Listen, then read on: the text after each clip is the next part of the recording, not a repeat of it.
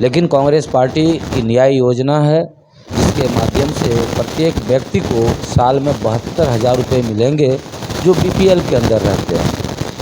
आटा महंगा, तेल महंगा, सब्जी महंगी, टमाटर महंगे, रिफाइन महंगा, बच्चे का दूध महंगा। आज एक माँ परेशान हो जाती है, तड़प उठती है जब अपने बच्चों को वो पोषक तत्व नहीं दे पाती है महंगाई के कारण। नमस्कार, अभी आप देख रहे हैं कि न्यूज रिपोर्टर सोनी, आपके साथ मिस्टर कृष्णा महतो।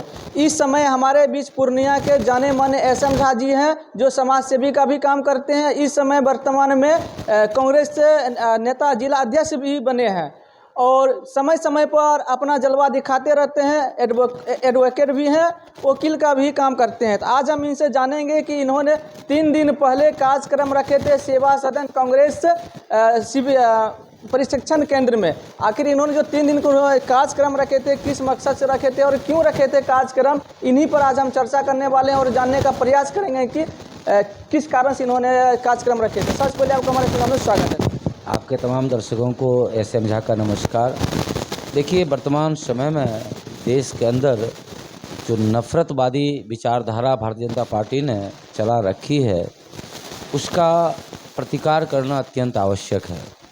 आज हमारा देश जो कभी सामंजस्य का प्रतीक के रूप में पूरे दुनिया में जाना जाता था, आज मोदी जी के 9 वर्षों में, इनके शासनकाल में आज असहिष्णुता का बहुत बड़ा केंद्र के रूप में देखा जा रहा है।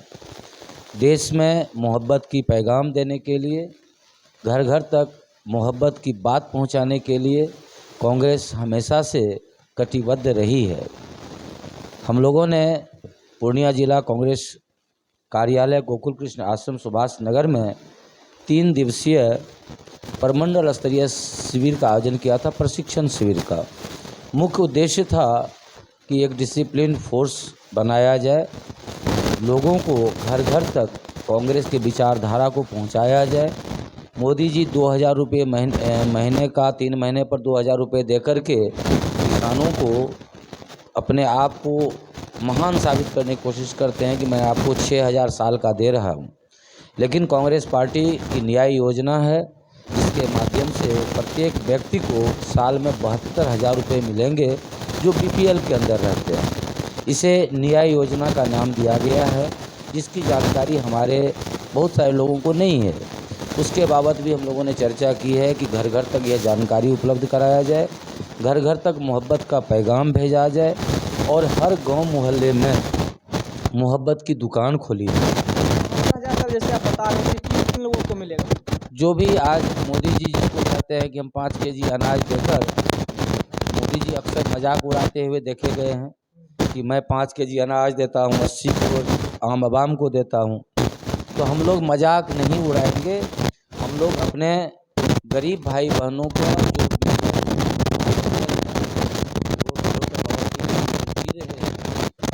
क्रय शक्ति को बढ़ाने के लिए, आर्थिक उन्नति के लिए प्रत्येक व्यक्ति को 72,000 रुपये का सालाना मिलेगा। एक परिवार में यदि 4 सदस्य है तो 72 गुना 4 उसको मिलेगा अकाउंट में।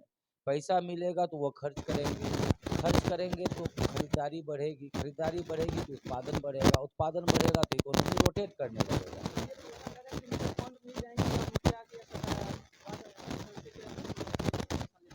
बिल्कुल, अकाउंट में डायरेक्ट अकाउंट क्रेडिट होगा और 2024 में कांग्रेस की सरकार बन रही है और इसके बाद आप देखेंगे कि गैस सिलेंडर पुनः 300 के नीचे आएगा, पेट्रोल पुनः 60-65 रुपये के अंदर आएगा और जो आज आटा आपका इतना महंगा हो गया है, दाल इतनी महंगी हो गई है, सरसों का तेल मोदी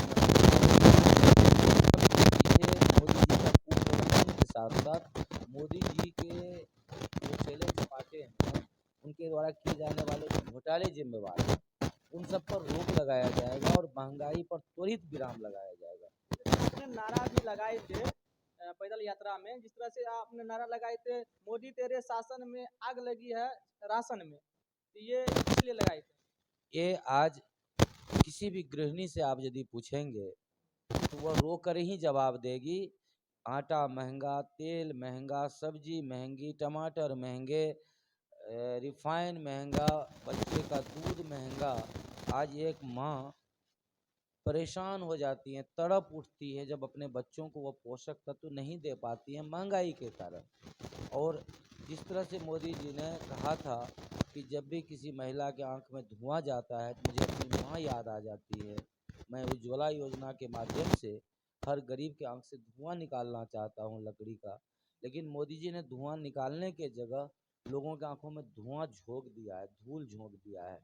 आज आप देखिए, जितना भी गरीब के घर को आप जाकर के रिसर्च करिए, सबके घर में सिलेंडर टंगा हुआ है और लकड़ी पर लोग खाना बना रही हैं। तो ये नारा है कि मोदी तेरे शासन में आग लगी है राशन में। पहले तो कपड़ा महंगा हो गया, इन लोगों का तर्क अब ये होगा कि कपड़ा की जगह वृक्ष का पत्ता लपेट लीजिए। टमाटर महंगा हुआ तो लोगों ने कहा टमाटर खाने की ज़रूरत क्या है। प्याज महंगा हुआ तो कहा प्याज नहीं खाते हैं हम। सरसों का तेल महंगा हुआ तो कहते हैं सरसों का तेल नहीं खाते हैं। मैं आपके माध्यम से पूछना चाहता हूँ, एक नरेंद्र मोदी जी के ऊपर 62,000 कर्मचारी काम करते हैं उनको सुरक्षा देने के लिए। अमित शाह के ऊपर इतने खर्च हैं। मोदी जी का मशरूम जापान से और फ्रांस से आता है, और यहाँ के गरीब को चावल के साथ नमक भी अब मुयस्सर नहीं है, क्योंकि नमक का दाम भी 15 से 20 रुपया केजी हो गया है। तो ऐसे में मोदी जी ने जो नारा दिया था कि हम गरीब का बेटा हैं, गरीबों का कल्याण करेंगे, उन्होंने गरीबों को पूरी तरह से परेशान करके रख दिया है, आक्रांत करके रख दिया है। आज गरीबों के थाली से सब्जियां गायब हो गई है, दूध गायब हो गया है। आने वाला समय में चावल भी गायब हो जाएगा, क्योंकि आपको पता होगा कि चावल को भी अंडर GST ला दिया गया है। जैसे कि महंगाई तो मान लीजिए दिन पे दिन बढ़ रहा है, आसमान छू रहा है, सभी गरीबों का जीना मुश्किल हो रहा है। बहुत ऐसे भी गरीब हैं देहात के लोग जो महंगाई के कारण रात्रि को चावल भात खाकर ही रात गुजार लेते हैं। उनको नसीब नहीं हो पाता है सब्जी, और सब्जी में आप मार्केट में जाइएगा तो इस समय टमाटर मिर्ची का इतना भाव तेज हो गया है कि लोग खरीद नहीं पाते हैं, वापस आ जाते हैं, झोला खाली वापस लेके आ जाते हैं। तो सर, जैसे कि आप कांग्रेस के जिला अध्यक्ष बने हैं और आपने 2024 में अगर कांग्रेस की सरकार बनती है तो आप किस मुद्दों पर आप जनता से, यहाँ पूर्णिया वासियों से वोट लेना चाहते हैं, किस मुद्दे पर? देखिए, मैं आपके माध्यम से अपने समाज के तमाम वर्गों को कहना चाहता हूँ कि 9 वर्ष आपने मोदी जी को दिया, 10वां चल रहा है। 10 वर्षों में मोदी जी ने आपको क्या दिया? आपके बच्चों का रोजगार छीन लिया, आपके घर से राशन की स्थिति मुयस्सर होना मुश्किल कर दिया, डीजल पेट्रोल का दाम बढ़ा दिया, कपड़े का दाम बढ़ा दिया, और सबसे बड़ी बात यह है कि समाज में विद्वेष पैदा कर दिया। एक दूसरे को लोग संदेह और भय से देखने लगे। तो आप लोगों ने मोदी जी को तो परख लिया कि मोदी जी किसी के नहीं हैं, ना वो देश प्रेमी हैं, ना देशभक्त हैं, ना आम आवाम से उनका लेना देना है। उनके नज़र में सिर्फ और सिर्फ अंबानी है, अडानी है, और जो उनके चेले चपाटे हैं वो हैं। वो लोग खुशहाली की ज़िंदगी जी रहे हैं, आपको बदहाली में झोंक रखा है।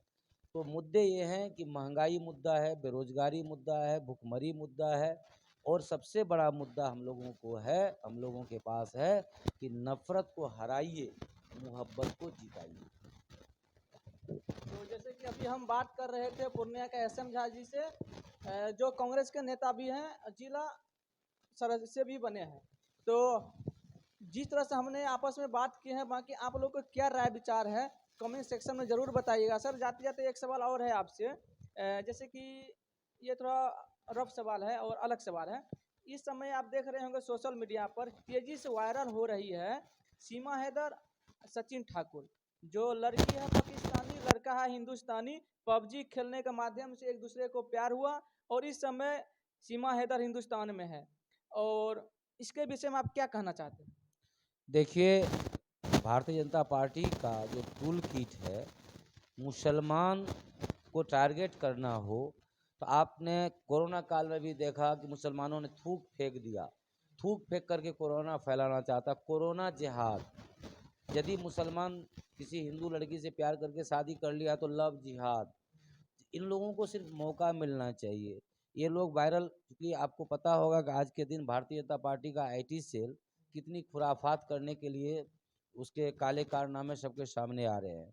ये बिना देखे कि सीमा हैदर की आइडेंटिटी क्या है, क्या सीमा हैदर पाकिस्तानी जासूस भी हो सकती है? कोई खतरनाक महिला भी हो सकती है।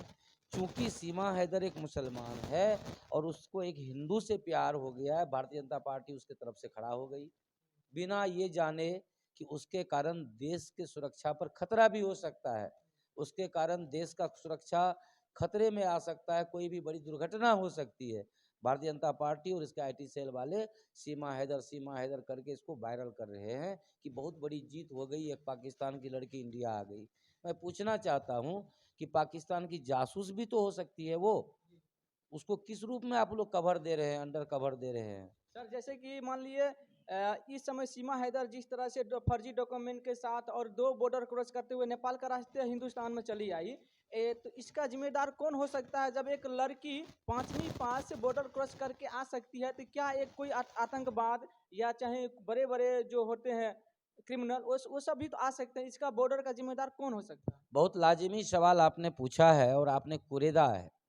मैं आपको कहना चाहता हूं कि मोदी जी, अमित शाह और भाजपा वाले यहाँ से दूरबीन से देख करके पाकिस्तान में एयर स्ट्राइक कर देते हैं, बम गिरा देते हैं कि वहाँ आतंकवादी छुपा हुआ है। इसके घर में जो आतंकवादी घुसा हुआ उसको देख नहीं पाते हैं। पुलवामा में किसने लाया था आरडीएक्स, उसकी पता अभी तक नहीं चल पाई है। एक लड़की 5वीं क्लास पास 2 बॉर्डर क्रॉस करके इंडिया घुस जाती है, उसको ये नहीं रोक पाते हैं। और सिर्फ जुमला देंगे कि हमने पाकिस्तान में घुसकर एयर स्ट्राइक कर दिया, पाकिस्तान में घुसकर आतंकवादियों को मार दिया। इनकी बातों पर विश्वास अब आम आवाम नहीं कर रही है। बाकी अभी हम बात कर रहे थे सीमा हैदर सचिन ठाकुर को लेकर। बाकी आप क्या सोचते हैं, कमेंट सेक्शन में जरूर अपना राय विचार रखिएगा। बाकी आप लोगों के लिए हम इसी तरह का न्यूज़ हमेशा बनाते रहते हैं, दिखाते रहते हैं। जय हिंद, जय भारत।